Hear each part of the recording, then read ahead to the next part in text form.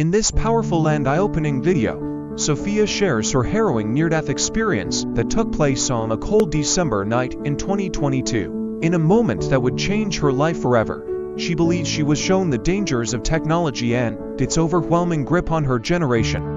Sophia's story serves as a vital warning for parents and young people alike, as she recounts her experience of being trapped in an endless cycle of social media and digital content. Viewers will gain insight into the potential consequences of excessive screen time. This candid narrative not only highlights the allure of platforms like TikTok, Instagram, and YouTube, but also emphasizes the importance of awareness regarding our digital habits. Sophia invites you to engage with her message whether you agree or disagree with her vision. Your thoughts matter. Join the conversation in the comments below. She seeks to spread awareness and encourage healthier relationships with technology. If you're a parent or have young people in your life, this video is a must-watch.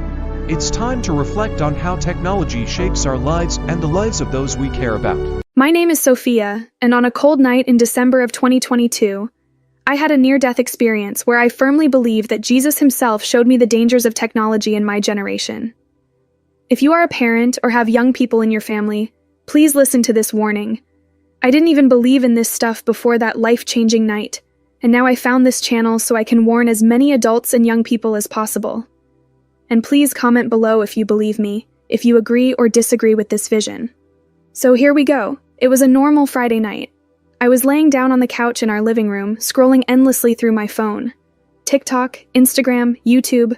I was trapped in an endless cycle of content that didn't seem to mean much, but somehow I couldn't stop. Hours passed without me realizing it. My parents had gone to bed, my brothers and sisters were in their rooms, and I was alone with the glow of my screen. I felt a strange dizziness come over me, like the room was spinning. I thought maybe I had stared at the screen for too long, or maybe my blood sugar was too low. I told myself I'd just get up and get some water, but before I could move, everything went black. The next thing I knew, I wasn't in my living room anymore. I was floating above my body, staring down at myself. There I was, slumped over on the couch with my phone still glowing in my hand. I felt panic and confusion. Was I dead? What was happening? I tried to cry out, but no sound came. That's when a blinding light filled the room, cutting through the darkness like nothing I'd ever seen. I turned to look, and there he was, Jesus. He didn't look like the pictures in church or the paintings you see in Sunday school. He was more radiant, more powerful, and more real than anything I had ever known. His presence wasn't just light, it was love and authority all wrapped into one. I wanted to fall to my knees, but I couldn't move. "Come," he said, extending his hand toward me. His voice was calm, but it carried a weight that left no room for argument. Without hesitation, I reached out and took his hand. The moment I did, the room disappeared, and we were standing in what felt like a void. It wasn't empty, though. All around us were glowing screens hovering in midair. Phones, tablets, computers, TVs, even VR headsets. They weren't just devices. They were alive with something dark and sinister. Faces stared back at me from those screens, millions of them, but their eyes were blank. It was like they were hypnotized. Jesus gestured toward the screens. "This is the battlefield," he said, his voice filled with both sorrow and urgency.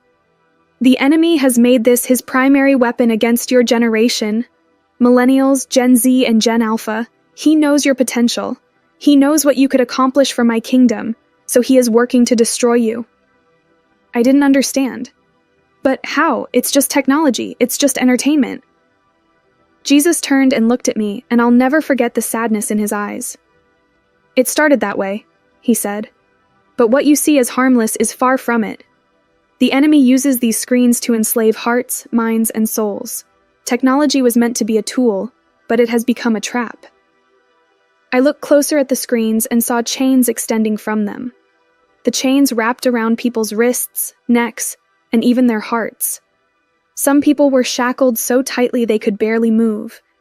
Each chain had a word written on it: comparison, anxiety, lust, distraction, pride, envy. The words burned into my mind. "They don't even know they're chained," I whispered. "That's the enemy's greatest trick," Jesus replied, "to enslave them without their knowledge." As I stared at the screens, they suddenly turned red. Flames flickered at the edges, and I saw a terrifying symbol glowing on every screen. It wasn't just on the devices, though. It started to appear on people's foreheads and hands, as if being burned into their skin. "What is that?" I asked, my voice shaking. Jesus looked at me with a seriousness that made my heart stop. "It is not yet the mark of the beast," he said, "but it is conditioning them to accept it. The enemy is preparing their hearts to worship him instead of me. They are being trained to value convenience, approval, and instant gratification above all else. When the time comes, they will accept the mark without question." I couldn't breathe. I thought about how many hours I had spent staring at my phone, how many times I had felt worthless because of what I saw online. I thought about the arguments I had with my parents when they told me to put my phone down. I had always thought they were overreacting. Now I wasn't so sure. The scene shifted, and I found myself standing in what looked like a massive war zone. It wasn't a physical battlefield with guns and soldiers, though. Instead, it was filled with families. Parents, grandparents, children, teens, all of them were standing on one side of the battlefield, but they weren't fighting together. The older generations were yelling at the younger ones, accusing them of being lazy, selfish, and addicted. The younger generations were yelling back, blaming their parents for not understanding or for creating the very problems they were dealing with. Meanwhile, the enemy stood in the shadows, laughing as he sowed division. "They are supposed to be united," Jesus said, his voice heavy with sadness. "But the enemy has turned them against each other. The older generations must wake up and see that their children and grandchildren are under attack. They must fight for them, not against them." "How?" I asked. "What can they do?" "They must pray," Jesus said. "They must teach my word. They must set an example by putting me above all else, even their own distractions. Many of them have been lulled to sleep by the same devices." I looked around and saw older people glued to their phones too, scrolling through news or playing games while their children wandered into the darkness. The next thing I saw broke my heart. It was a church service, but it wasn't like any church I had ever been to. The sanctuary was filled with people, but most of them weren't paying attention. Some were scrolling on their phones during worship. Others were taking selfies during the sermon. The pastor was preaching passionately, but his words seemed to fall on deaf ears. The glow of screens filled the room like an artificial light, drowning out the presence of God. "This is my house," Jesus said, his voice trembling with both anger and sorrow. "But it has become a marketplace for distractions. My people no longer seek me with their whole hearts. They seek entertainment, validation, and convenience." I wanted to scream, to cry, to shake everyone awake, but I couldn't. I turned to Jesus, desperate for answers. "What can I do?" I asked. "I'm just a kid." Jesus placed his hand on my shoulder, and his eyes met mine. "You are more than you think you are," he said. "You are my messenger. I have chosen you to warn them. Not just your generation, but all generations." "But they won't listen," I said, tears streaming down my face. "They'll think I'm crazy." "They rejected me too," he said. "But some will hear, and their eyes will be opened. Speak boldly. Tell them what you have seen. Warn them that the time is short." In that moment, I felt the weight of his words settle on my heart. I didn't know how I was going to do it, but I knew I couldn't stay silent. In an instant, I was back in my living room. My heart was pounding, and I could feel the tears on my face. My phone was still in my hand, but it felt different now, cold, heavy, and sinister. I threw it across the room and fell to my knees, crying out to God. I didn't sleep that night. Instead, I prayed like I had never prayed before. I prayed for my friends, my family, my generation, and even for the older generations. I prayed that God would help me find the courage to share what I had seen. If you're reading this, I believe it's because Jesus wants you to hear this warning. This isn't just about kids and their phones. It's about all of us. The enemy is using technology to distract, divide, and destroy. He is conditioning us to accept what's coming, and if we don't wake up, it will be too late. Parents, grandparents, older friends, you have a role to play. Pray for your children and grandchildren. Talk to them about these things. Set an example by putting down your own devices and seeking God first. And to my generation, Don't let the enemy steal your soul through a screen. Seek Jesus. Read his word. Find your worth in him, not in likes, comments, or followers. The time is short. The choice is yours. I don't really do stuff like this, public interviews or whatever this is, but I feel like people need to hear this. My daughter, Emily, she's just a regular kid. She's 10, homeschooled, she loves to paint, and she's really into worship music like Need to Breathe and Elevation Worship. Radio stuff mostly. Nothing about her screams, mystical visions or anything. But about 6 months ago, she started having these dreams. I didn't think much of it at first. Kids dream all kinds of wild stuff, right? But the details, the patterns, the weight of these dreams, that's when I realized this wasn't just normal teenage imagination. It started with the first dream.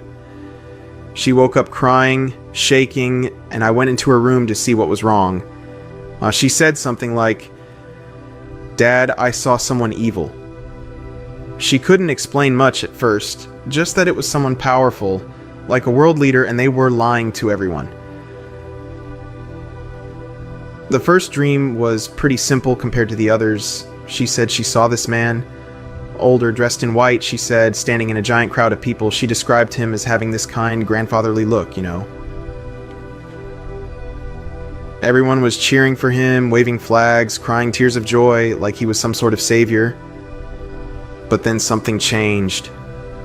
She said his eyes turned black, pitch black like the night, she said, and suddenly his voice boomed over the crowd. It wasn't his normal voice, it was deeper, commanding, almost inhuman. He said, "I am your shepherd." And the crowd just fell silent and bowed. Then, out of nowhere, this enormous earthquake hit and the ground cracked open beneath the man. She said fire shot up, but instead of being consumed by it, he just stood there smiling, completely untouched. The old man walked slowly towards her. That's when she woke up, screaming. I asked her if she recognized the man, and she said no at first. But later that same day, when she saw a picture of the Pope on her tablet, she froze. She just pointed and said, "Dad, that's him." Now, I'm not here to make bold claims, but it gave me chills. The second dream came the very next night. Emily said she was in this massive cathedral, the most beautiful place she'd ever seen.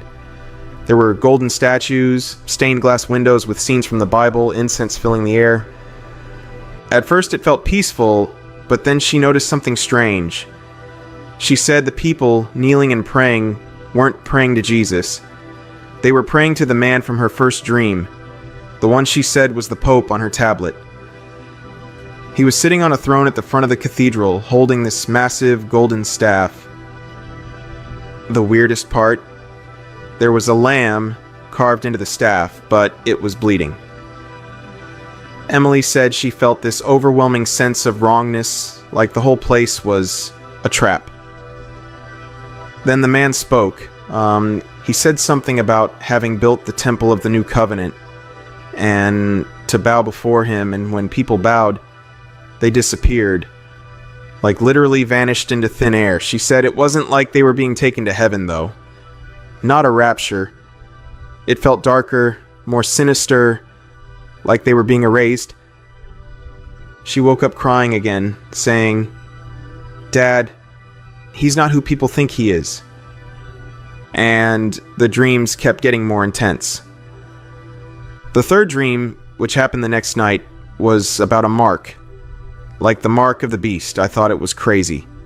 Emily said she was in this huge marketplace, and everyone had these glowing symbols on their foreheads or wrists. She couldn't make out the exact symbol, but she said it looks like a twisted cross, but almost like an upside-down question mark. I don't know. The Pope figure was there again, but this time he wasn't alone. There were other leaders, political leaders, tech moguls, people Emily didn't recognize.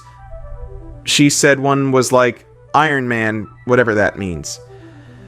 They were all promoting this mark, saying it was a sign of unity, peace, and progress. Emily said she saw people lining up to get it, almost like they were hypnotized. and those who refused, they were dragged away by these shadowy figures in black robes. She said she felt like she was watching the Bible unfold in front of her. Revelation, which is normal, maybe, for her to have dreams about things she learned in Sunday school or whatever, but for this to happen 6 times in a row is something else. Anyways, at this point, Emily was sleeping in our bed. We prayed for her, double-check that we locked all the doors and windows and everything. The dog slept in our bed too. But it happened again. The 4th dream. And this one really shook her. She said she saw the man again, this Pope, but this time he was actually dead. She said his body was lying in a glass coffin, and the whole world was mourning him. She doesn't like dead things.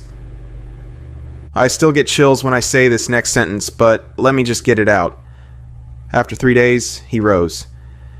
She said it wasn't like Jesus rising from the tomb, though. It was different, unnatural, twisted, contorted. His body was glowing, but not in a holy way. More like he was radioactive or something.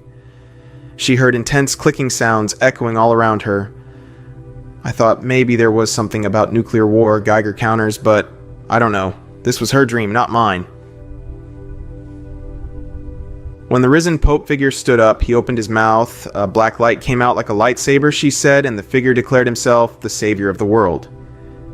He said, "The old ways have passed. I am the light now." And people believed him. She said it was like they forgot everything they'd ever known about Jesus and followed this man instead, and Emily didn't understand why they would do that.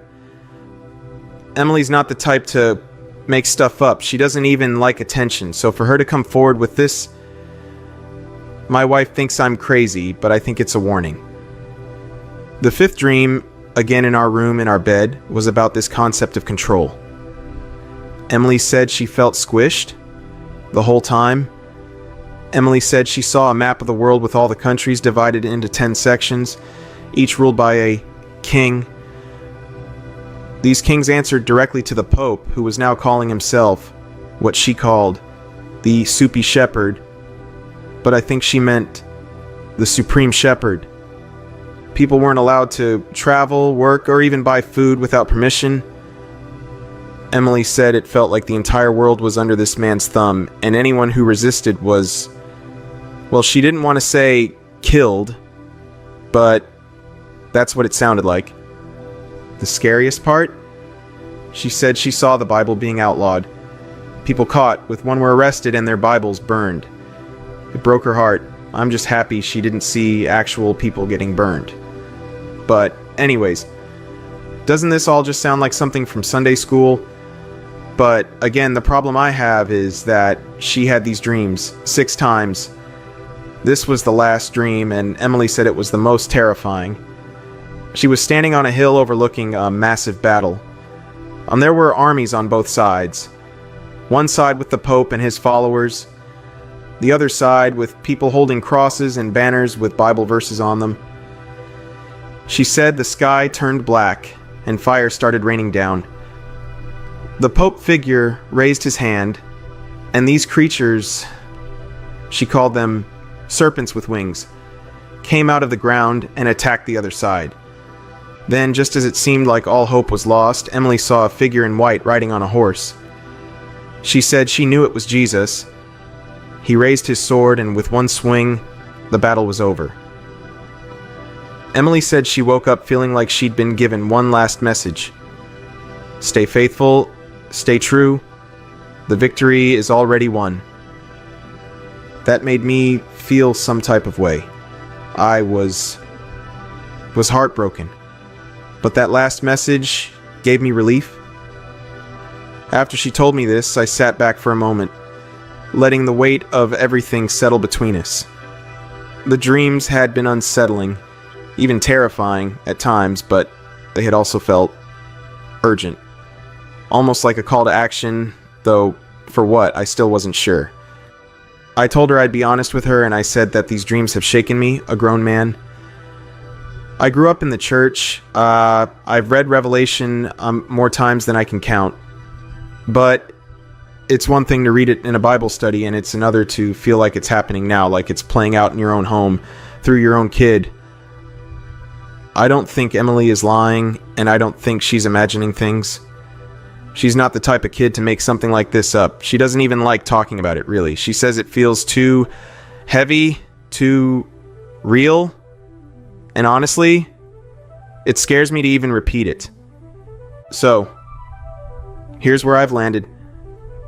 If we look at what Scripture says about the Antichrist, about false prophets, and those who come in the name of peace but bring destruction, it lines up with what Emily has seen. And I know people might think we're crazy, but the Bible does warn us that deception will be so strong in the last days that even the elect could be led astray. That keeps me up at night. I'm not here to tell you definitively that the Pope is the Antichrist. I'm not a prophet, and I'm not trying to start some conspiracy theory. But what I am saying is this. If Emily's dreams are even partially true, then we need to be paying attention.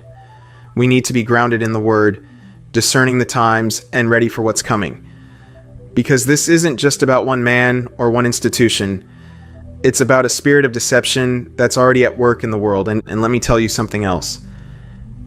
These dreams have changed how I see everything. Our politics, our churches, even the way I pray. I find myself asking God for clarity every single day. I pray over Emily like I never have before. And I pray for wisdom because I know how easy it is to get caught up in fear or sensationalism. That's not what this is about. At the end of the day, I believe God gives warnings like this for a reason.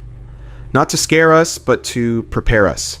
To remind us to stay watchful, to stay in His Word, and to trust that no matter what's coming, He's still in control. That's the hope I hold on to, even when the dreams feel overwhelming. So, take this for what it's worth. Pray about it. Test it against Scripture. And most importantly, stay close to Jesus. Because if these dreams are true, we're going to need Him more than ever. Since Emily's last dream, life's felt a little different in our house. She's still the same sweet, imaginative 10-year-old she's always been, but those dreams changed her and us forever. Emily doesn't talk about them much now. I think even at her young age, she understands how heavy it all is. She's a quiet kid by nature, but there's a seriousness about her now, like she's carrying something bigger than herself. We've caught her a few times in her room, sitting cross-legged on her bed, just praying quietly. She'll clasp her hands together like a little preacher, whispering prayers for people she knows, people she doesn't, even for things we'd never think of, like peace in the world or for God to open people's hearts. As for us, well, her dreams made us take a hard look at how we were living. I used to think we were doing okay, you know. We went to church, said grace before dinner, tried to raise her right. But after hearing what she saw, I realized we could do more. Not in a performative way, but just in being intentional. Our evenings have slowed down. Instead of zoning out in front of the TV, we sit at the table as a family more often. We talk about our days, read a passage from the Bible, or just sit and pray together. It's not like we've suddenly become super spiritual or anything. We're still figuring it out, but it feels like the right thing to do. Emily's dreams have also made me more cautious about what we allow into our home. Movies, music, even conversations. I'm paying closer attention to how they might affect her. I don't want her burdened by things she doesn't need to carry, but I also want her to stay close to God. It's a fine line, but we're trying. Some of our friends and family think we've lost it. They don't outright say it, but you can tell they're skeptical. They'll say things like, kids have wild imaginations, or maybe she just had a few bad dreams. I get it. If I hadn't seen the change in her myself, I might think the same thing. But the way she talks about it, the clarity in her little voice when she shared those dreams, it's hard to dismiss. I've spent a lot of time in prayer since all this started, asking God why He let her see these things. Why not me or her mom? Why a 10-year-old girl? The only answer I keep coming back to is this. Maybe she's meant to be a wake-up call, not just for us, but for anyone willing to listen. Emily doesn't bring up her dreams much anymore, and we don't push her to. We want her to have a normal childhood, but even in the little things she does, you can see how her faith has grown. She'll leave sticky notes with Bible verses on her friends' desks at school, or ask us to pray for someone she heard is going through a hard time. It's subtle, but it's there. As for me, I see the world differently now. I used to think all that end times stuff was far off, something we'd never really have to think about. But now, I'm not so sure. Emily's dreams didn't give us a timeline, but they made one thing clear. We need to be ready. We need to live like the clock's ticking, because it is. Our family isn't perfect, and we're still figuring things out.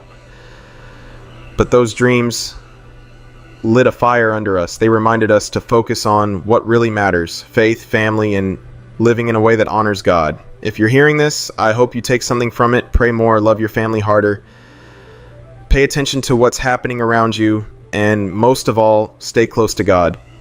None of us know how much time we have, but we can trust Him to guide us through whatever comes next. That's what my family is holding on to, at least. All right. The end. Thanks for listening.